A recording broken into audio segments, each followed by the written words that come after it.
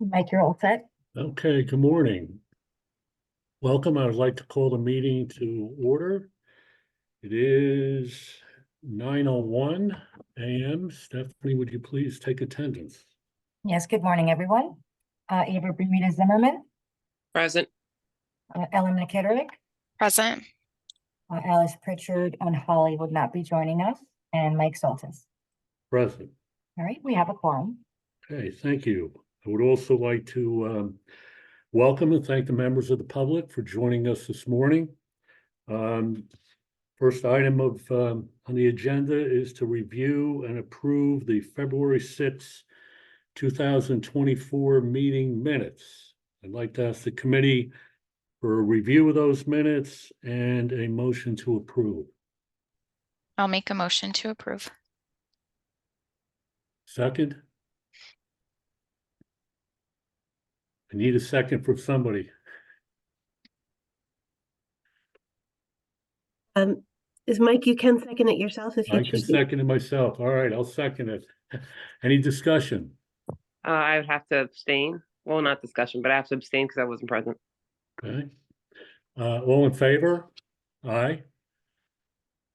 Aye. Any opposed? And Eva abstains. Okay, thank you. The motion carries. Next item on the agenda is the discussion of the CEO performance review process. Just to kind of make sure we're all on the same page, we began this in January, this process, and said that we were going to have this on the agenda every month to move it forward to the point where we can make a recommendation to the board. So today we have two pieces to review and hear any comments on. One is the actual document, the annual CEO performance evaluation form, and the second is a PowerPoint presentation in process that Aaron had sent to us earlier this week. It may make sense, Aaron, to begin with the PowerPoint if you want to discuss Okay. that. Sure. Okay. May look familiar, hopefully. I get to the part where I get it to slideshow mode would be helpful. Let me stop sharing for a second. I apologize. Trying to get it to slideshow mode and the computer doesn't want to let me do that. Let me try again. So this is both the document that we sent around last week, but also the document that we started developing, I think, in the February meeting. So what we did in February was we reviewed the competencies and set a time frame, and what we need to do now is finalize the method for board and staff feedback. Just a quick summary of competencies. We used a sample form that Fran had shared with us, that she has used, but we at least provisionally have streamlined it to have fewer categories and to have fewer words per category. But the basic competencies that we're discussing are the technical and functional expertise, ability to engage in decision-making, the client and customer focus, communication, role model, people development and leadership, and value creation impact, which really gets into creating a role and a reputation for the CEO and for the authority outside of Connecticut and kind of engaging in that national dialogue. So those were the competencies that I think we had aligned on in February. We talked about the evaluation process really being a full year process. We started chronologically with the January board meeting being the time when the CEO shares their annual goals, but those goals will really be set during the previous December's evaluation meeting, which is a smaller meeting. So the January board meeting is a time to share it with the full board. there's an interest in having a mid-year check-in, kind of assess where the CEO is with regard to the goals and to address any issues relating to competencies. In preparation for the end of year evaluation, we wanted the CEO to provide a written self-evaluation by November 1st, so that there's a good 6 weeks where the evaluation team, which we've really identified as being the board chair and the policy and personnel chair. So giving them the self-evaluation as well as identifying proposed goals for the following year, with the idea that the year-end evaluation would occur before December 15th, recognizing that once you get into the end of December, scheduling is virtually impossible. There was a feeling that in order for the evaluation to be as robust and valuable as possible, it would be a good idea to solicit feedback from the board members and senior staff, both for the mid-year check-in and for the end of year. So before I move to the next slide, which is about getting that feedback, does everyone still agree that this is really the timeframe that you all still want? Bearing in mind that I can't see any of you, so if you Questions, comments? I just had one question. I Sure. circled one thing. I guess the third bullet on the time frame says 3 to 5 goals, and I was just wondering, is there anything magical about 3 to 5? I mean, why do we need to limit it to that as opposed to the primary goals for next year or something like that? I think that's a great point, and I think you're right. We don't really need to limit it. There's probably more than one, but there may be more. So I think maybe saying primary goals is a good idea. Okay. Anyone else? I mean, I do think there's some value in putting not necessarily a limit, but like a range, because you don't want to walk out of, at least I wouldn't think walk out of a CEO evaluation with 10 goals. That's like a lot to accomplish in a year's worth of time. So I think there is some, value in saying, okay, we'll have a range of goals, and maybe some of them are, maybe it's a multi-year goal that this year we're going to focus on these, this step of that. And then we have 2 other goals, that can be accomplished within the year. So I just think there is some value in kind of limiting the scope of setting goals, so that it doesn't become overwhelming or unachievable in a year's time. That's just my thought. Can we put, primary anticipated to be up to X or between X and Y so that we're not locked into the number, but we have a guide for the number. Yeah, I think that makes sense to me. So I'm being immediately transported back to law school and thinking about primary goals, e.g. 3 to 5, because e.g. is as an example and not a definitive amount, but simply provides an example. Would that work? And maybe we should just leave it as it is. I mean, I'm not sure what that changes from the current draft. I think it does allow for variation.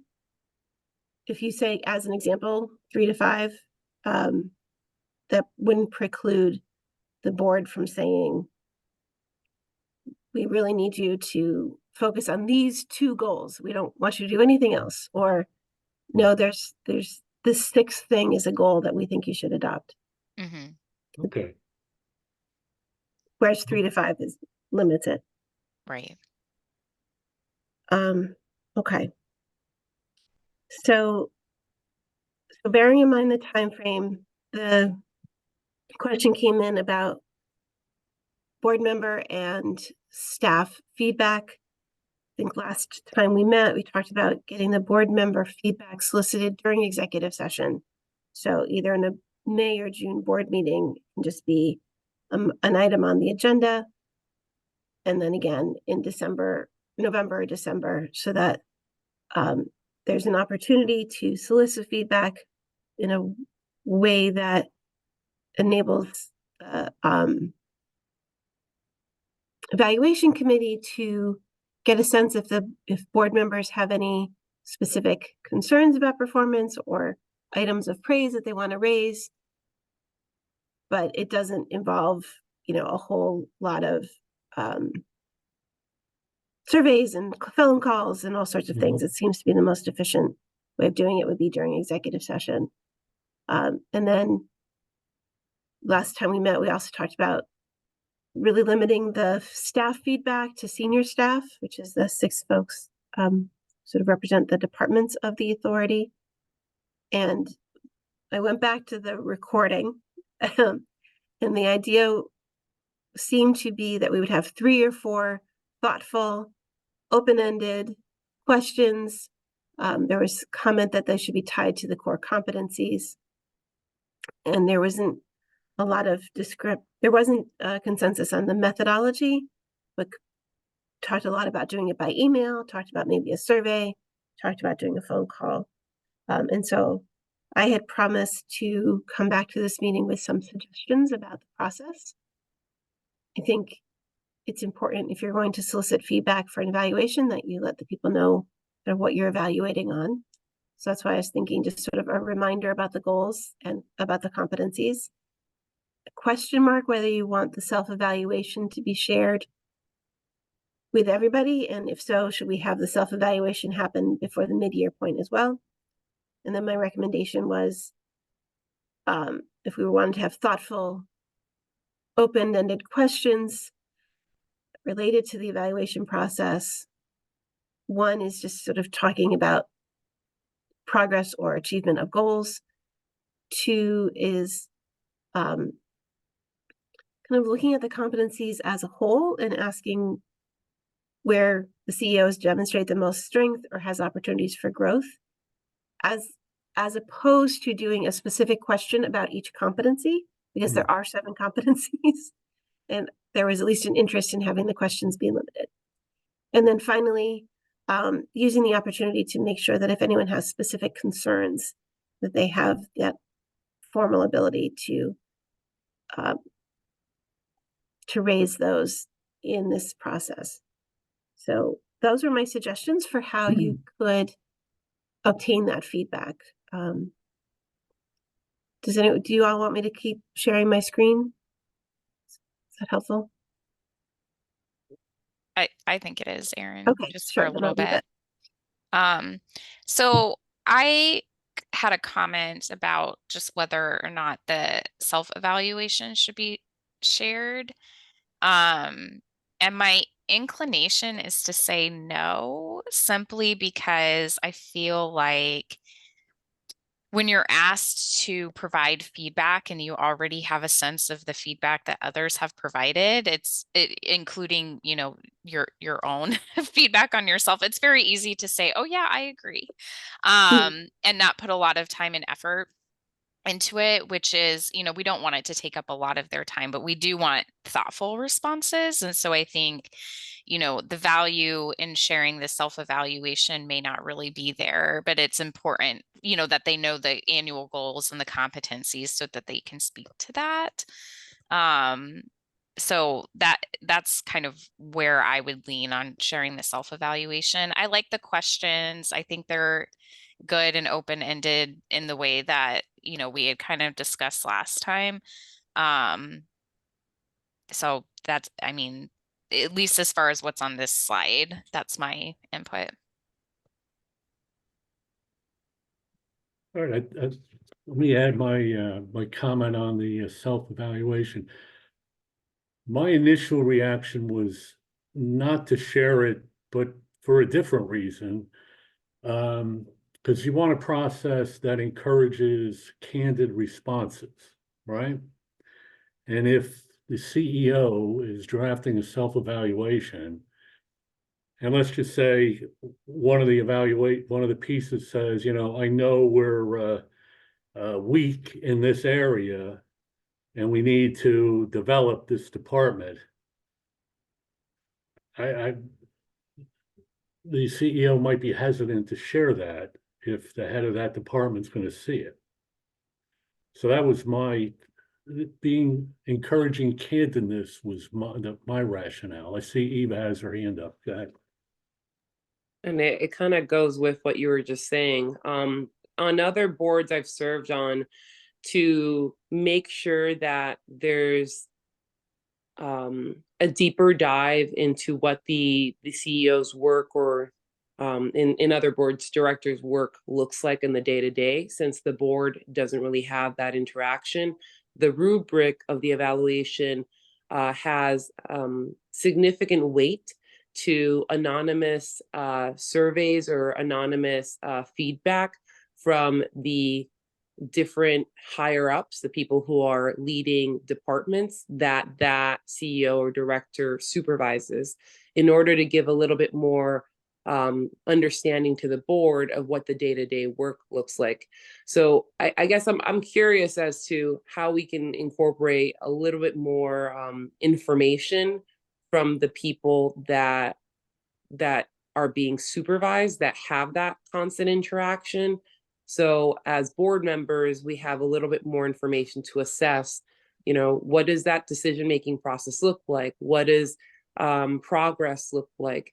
Of course, like, we have an aerial view of what's been achieved and the end goals, but how do you got to those goals, how you handled those interactions of stress or maybe difficult moments, I think need a little bit more information before we can make a decision.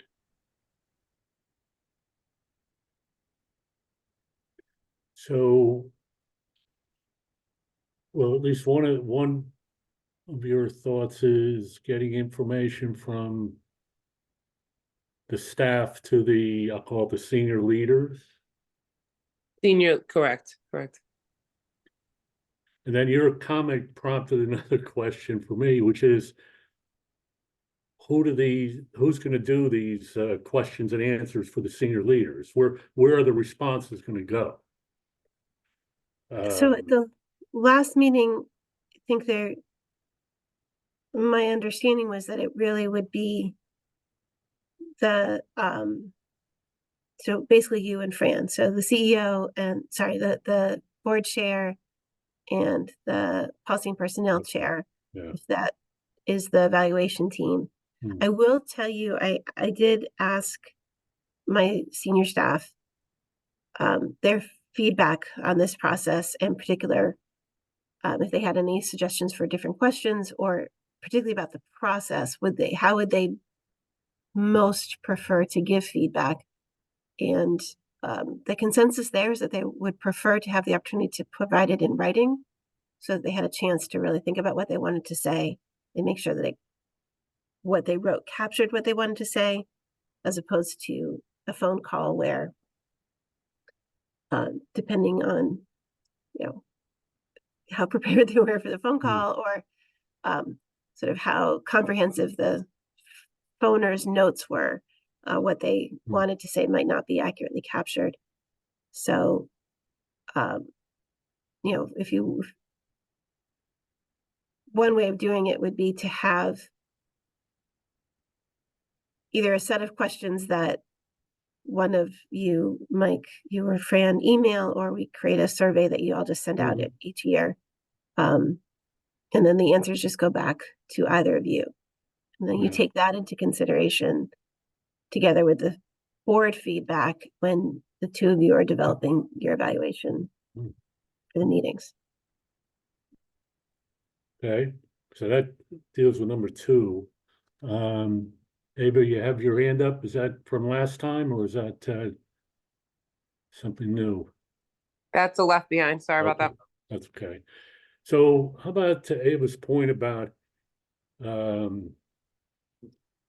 some input from staff other than senior staff, and just kind of thinking about it, there seems to be two options, a formal way and an informal way. The formal way is add another step, whatever that is, and the informal way is counting on the senior staff to know, discuss, have some input from their staff in giving us their comments. Any thoughts on that?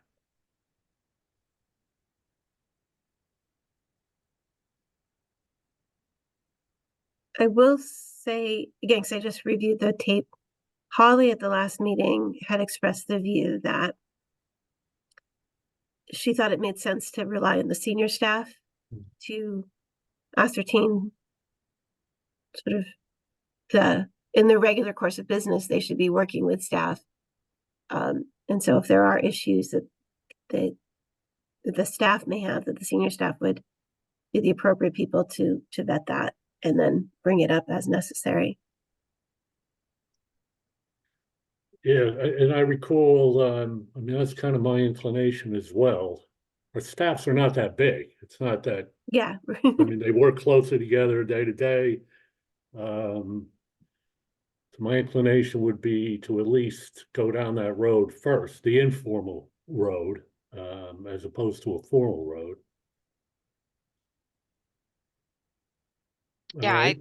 I tend to agree with that. And I do take your point, Aaron. On one of the other slides, it had asked about the method of soliciting feedback, you know, phone call versus written. And I do think, you know, I would agree with kind of your senior staff's thoughts on it, that soliciting written feedback is probably more beneficial because it allows them time to think, consider, include everything that they want to in their responses, rather than having to kind of answer questions on the fly, even if they, have known about the phone call and have had time to prepare. It's just better, I think, to get it in writing where it's their thoughts and not our interpretation necessarily of their thoughts.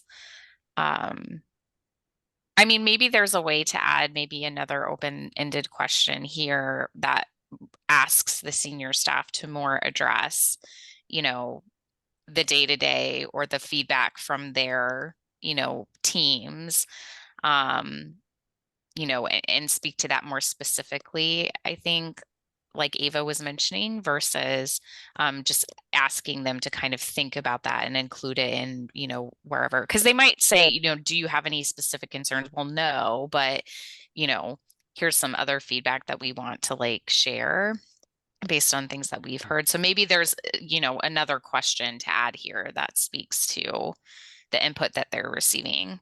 Mhm. Sort of the classic last question before you end a deposition. Is there anything else you think I should know? Yeah. Okay. So as we leave here, it sounds like the consensus, and feel free to speak up if this is not correct, is to not provide the CEO self-evaluation to the senior staff for purposes of their evaluation, and to ensure there's something in whatever questionnaire we develop that gives the senior staff the opportunity to communicate comments from the staff that report to them. And we made the third change about primary, e.g. 3 to 5. I think that's what we've accomplished. Did I miss anything? No, I think that covers it. I agree. Okay. Next steps, because this is internal, which is, I'm going to stop sharing for a second. Sort of really what we're going to talk about in the next topic, because this is truly fully internal. This is a something that the board can adopt without going through the whole formal process. So, basically turn these slides into a single document that would just be sort of the articulation of the CEO performance evaluation process, and then bring that to the board at the next board meeting to adopt. So you just have that. Is there any interest in me pulling up the performance evaluation form? Did anyone have any comments on that? Or would you rather, if you have comments, just redline them and send them back? Either way is fine. Well, I just have two simple comments, right? Sure. Every place we have employee, I think we should put CEO, employee's main area of strength, employee's main area. That's a good comment. Okay, and second, at the very end, where we say, I've reviewed this performance evaluation, discussed the contents with my manager. I think we need to replace with my manager with something like with the board chairperson and or designee, something Yep. other than manager. I think those are incredibly well taken. Okay, anyone else? Ava, Ellen? Nothing from me. Okay, All right, great. Okay. Thank you. thank you. So the next step on this process is to modify the documents as we discussed today and revisit this at our next meeting, finalize it. It's up to you whether you want to have one last look at it and then it can be adopted in the May board meeting, or if I can get the revisions out this afternoon or tomorrow, and we can put it on the board agenda for the April meeting. Either one is fine.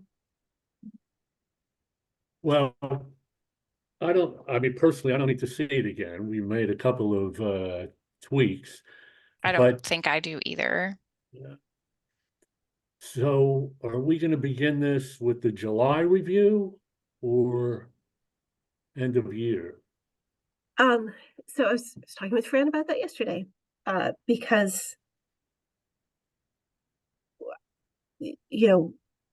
while this is happening, we still want to actually make sure that I'm doing what you all want. I think it does make sense to sort of start with the mid-year. So once this gets adopted, Mike and Fran, you can convene and we can set up a time to meet in May or June, and then we can kind of get this rolling. I had identified sort of my goals for the agency in our January meeting, but I can kind of formalize that in a simple document, so it's not just part of the slide deck. So we can kind of just start in media res and then see how it goes. And then we need the questionnaire for the senior staff, right? Right, which I think we can figure out if we want it to be just a simple email or a survey, but we can create the template pretty easily with instructions that say, as you consider your responses, please include any feedback that you have ascertained from your own direct reports. Okay, well, given that we're going to start with the mid-term, it seems like we ought to put this on the next board agenda, right? To get it approved so that we could administer it. Yeah, I mean, it certainly would regularize things more quickly. Yeah. So, okay, we'll move the documents along so that you all see them, and then we can talk about it at the April 11th, I think it is, board meeting. Yeah. Good. 11th. Okay, thank you. Michael, would you please lead us on a discussion regarding the proposed revisions to the business travel and related expense policy? Absolutely. Good morning, everybody. This should be brief. mostly because I think it's an easy topic, but also my internet's a little spotty today. So if I disappear, I didn't leave in a huff. I'll be back in 30 seconds when I re-get my internet. So as the committee may remember, 2 months ago, the authority had recommended changes to our business travel and related expense policy. Primarily trying to make it a little more easy to understand and for employees to access and find the information you're looking for, but also because the original policy was written before we were sort of up and running and sort of understood life as it was going to be. So the board voted to post that for public notice and comment, and that comment period just ended, I think, about a week and a half ago. We did receive 1, maybe 2 requests from the public for a copy of the updated policy, but we didn't receive any public comments about the policy changes. There were 2 changes, however, we did make based on semi-internal comments. One being conversations we had with finance. Both changes are about essentially giving us a little bit more flexibility than the policy draft gave us. So we talked with finance and we talked about how the travel and related expense line items would appear in the budget and in the monthly financial reports. And essentially the policy as written would lock them into a specific way for both. So essentially all we did was remove the exact way they need to appear. They will still appear. The business travel and related expenses will still appear on the monthly financials and in the budget. They just aren't forced to appear the same way. So it's just adding a little bit of flexibility there. The other change we made was in response to board member John Scott's comments about concerns about prepaying for things and then sort of what happens as a cancellation. We do still think it's appropriate for the authority to prepay for things when possible, but we removed the restriction from purchasing travel insurance from the policy. So now we have flexibility to purchase travel insurance if we feel like that will be necessary because we're concerned about a cancellation and what that does to the costs. But we're by no means required to purchase travel insurance whenever there's a work event that someone's traveling for. So those are the only 2 changes we made. Essentially, the policy remains the same. The substance of the policy remains the same, just a little bit increased flexibility. So what we're hoping for is we can share with the full board and have a vote to officially adopt it next week at the board meeting. But obviously, happy to take any questions, comments, or concerns that the committee may have. Questions, comments for Michael? I don't have any, Michael. Nothing from me. Thank you. Okay, good. Thank you. Let's move on to a discussion regarding contribution calculation process. Erin. Thank you. So, as you know, we spent several months last fall talking about the contribution rate for 2024, ultimately deciding not to change it, but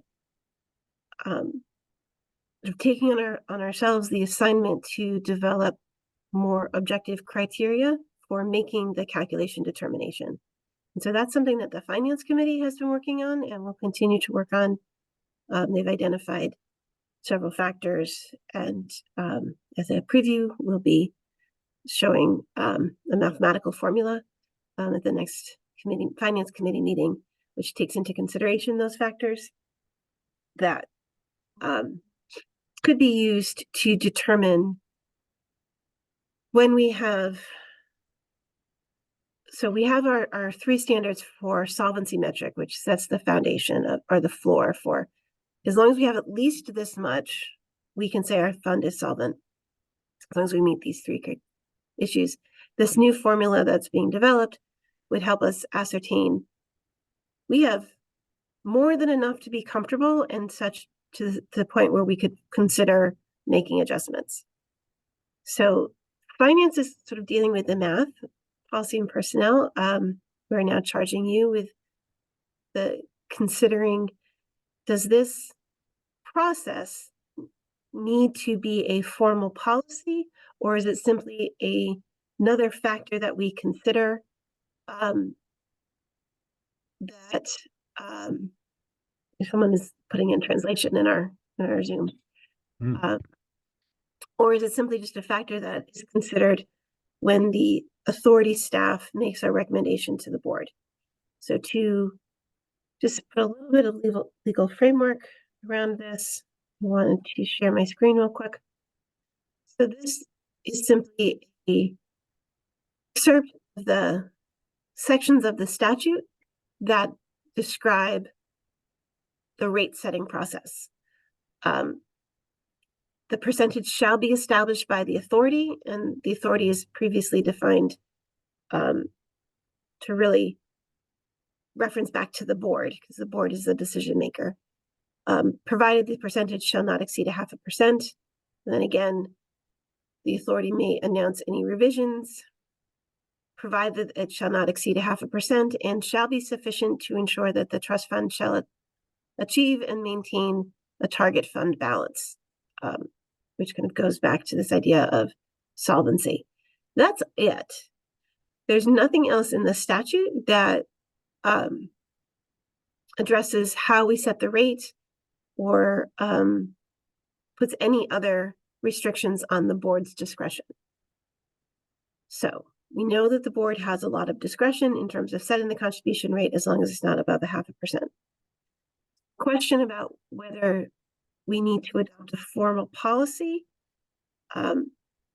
or whether we simply identify factors that would be considered in this exercise of full discretion. I just want to show you the definition of what it means when we're talking about something that needs to be a formal policy. And in fact, the statute that governs quasi-public agencies, which is found at 1-120, doesn't even use the word policy, it uses the word procedure, which is something that we don't say. But basically it means a statement of general applicability, regardless of what we call it. It's a statement of general applicability that implements, interprets, or prescribes the law and describes how the agency shall handle it. It does not include statements that concern only internal management and that do not affect situations that relate to the public. And it doesn't relate to things that are truly internal, which is why, for example, the CEO performance evaluation is not something that we'd need to go to the law journal about. I don't find this section of the quasi-public agencies chapter to be an exemplar of clear and lucid legislative language. I think it's a lot of words that don't necessarily add a lot to each other. But there is a generally understood rule for what constitutes a regulation or what needs to be adopted as a regulation. And since our procedures are equivalent to regulations, I thought it would be helpful.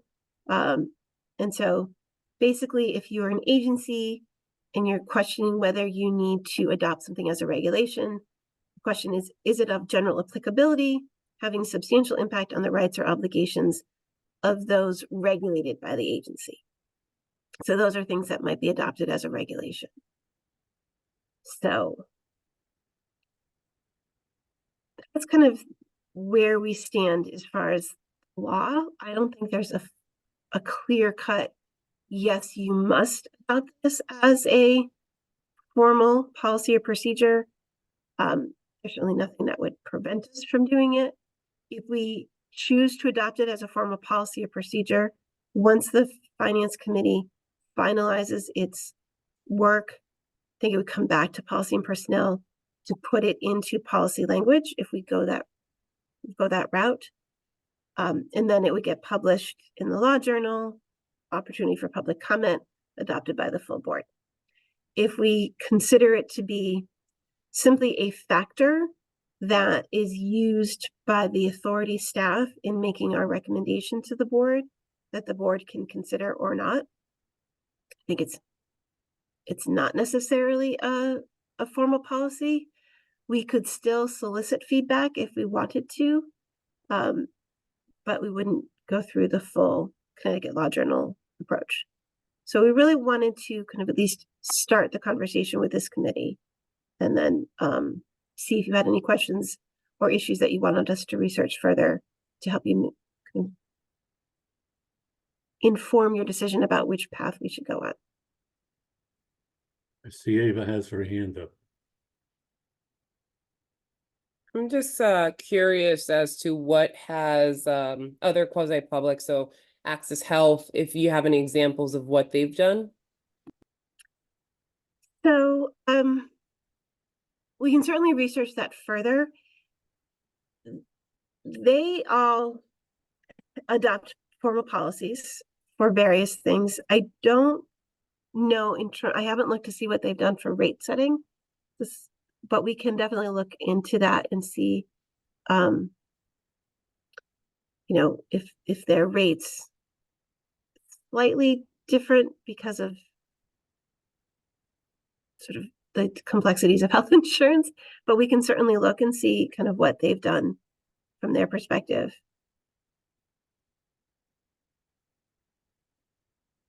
I have a few questions. So I just want to make sure I'm clear on what we're talking about. There's a general approach, right, that Finance and Audit Committee is working on that's going to be applied every year.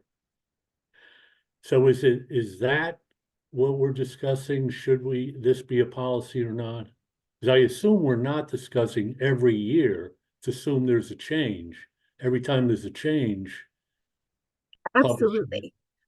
We're not talking about the rate itself. We're Right. talking about the process for establishing a rate. Okay. And what finance is looking at is, and as I said, and last time we met at finance, we identified the factors that should go into a formula. It's not Okay. really a secret. We are working on the actual formula itself, like Mhm. the actual mathematical equation with, if we were to adopt it as a policy, I think there would also need to be some language around the board being able to take into consideration other factors, Mhm. you know, in their discretion, but at least, because math doesn't always account for everything. Right. So if we wanted to go down the route of adopting it as a formal policy, we would say something along the lines of, in exercising its discretion to set the rate, the board shall, you know, I don't even know how to say it, but basically use this calculation and then determine if there are any other factors that would argue for Mhm. increasing or decreasing Mhm. something. We'd have to come up with language. It's really just starting the conversation now of, do we do it formally, or do we say, this is just something that helps narrow in on the board, but it's not as determinative as such that would be, you know, would require the whole rigmarole with the Mhm. notice and everything else. Okay. And I think you said we could solicit input without necessarily making a policy, right? So what's the benefit or disadvantage of soliciting input without having a policy?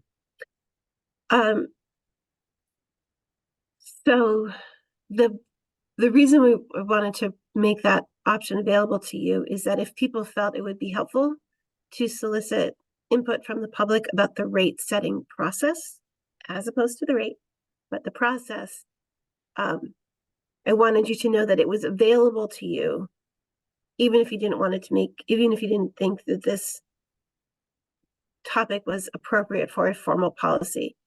We could simply do it at any meeting, or we could have a special meeting where we add to the agenda a public comment section.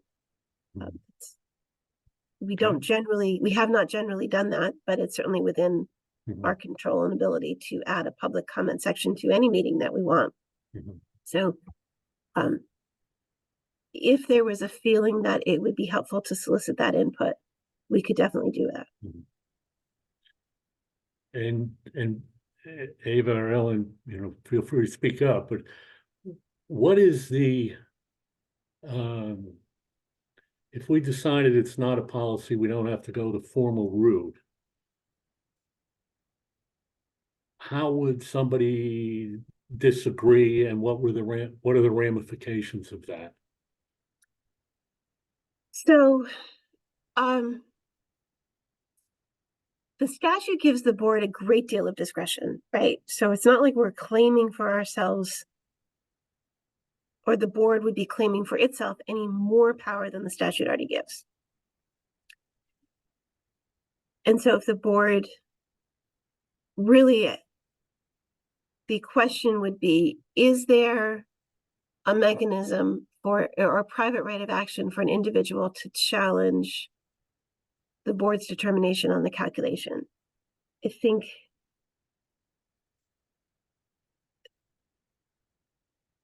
it's not a clear cut right. Like someone could, there's nothing in the statute that specifically says any citizen or whoever could challenge this. Theoretically, an individual could request a declaratory judgment. I know that can happen with state policies. We have not researched, it's a Uniform Administrative Procedures Act, not researched whether there's any exemption in the UAPA for quasis, with someone saying, I would like a declaratory action, basically challenging whether this decision is arbitrary or capricious. So assuming for the sake of argument that a person could seek a declaratory action to get to the Superior Court, the question would be, is the board action arbitrary and capricious? You know, and saying the board could say, it's not arbitrary and capricious because we considered a number of things, including these various, actuarial principles.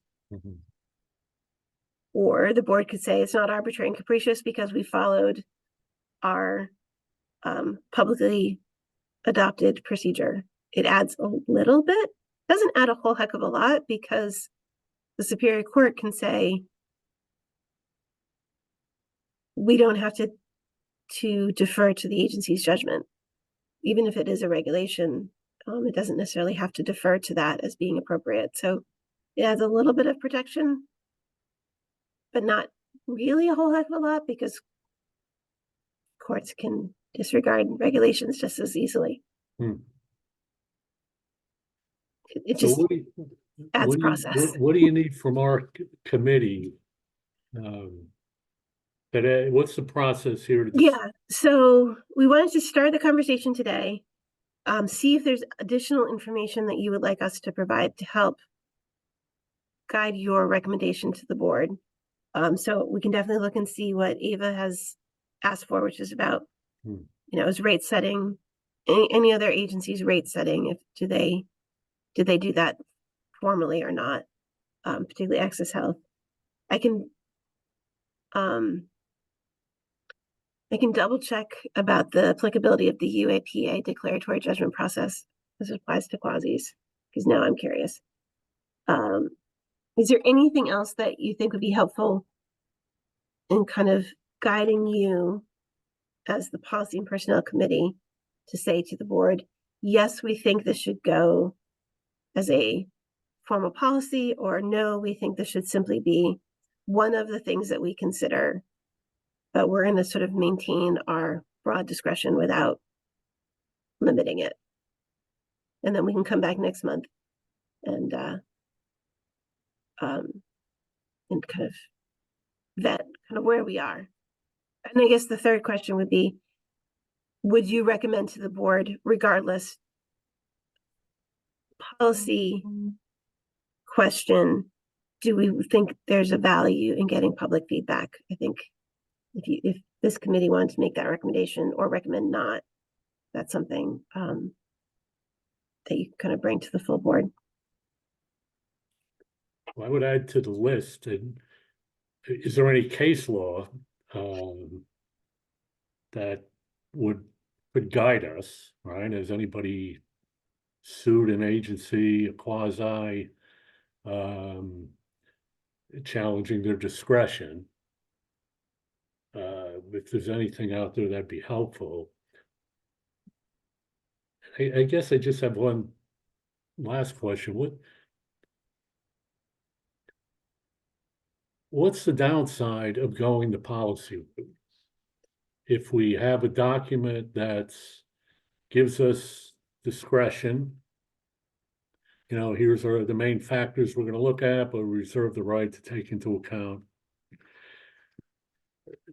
Here's because I'm thinking a couple of things. Number one, the insurance industry might have some suggestions, right? I mean, they're experts too, and they're pretty good. Number one. Number two, why, even if the risk is minimal, why take any risk if we could cover that risk? And number three, if we word it properly, we won't have to be revising the policy every year. So what's the downside of going, not that I'm saying I support going that direction, but what's the downside of going the policy direction?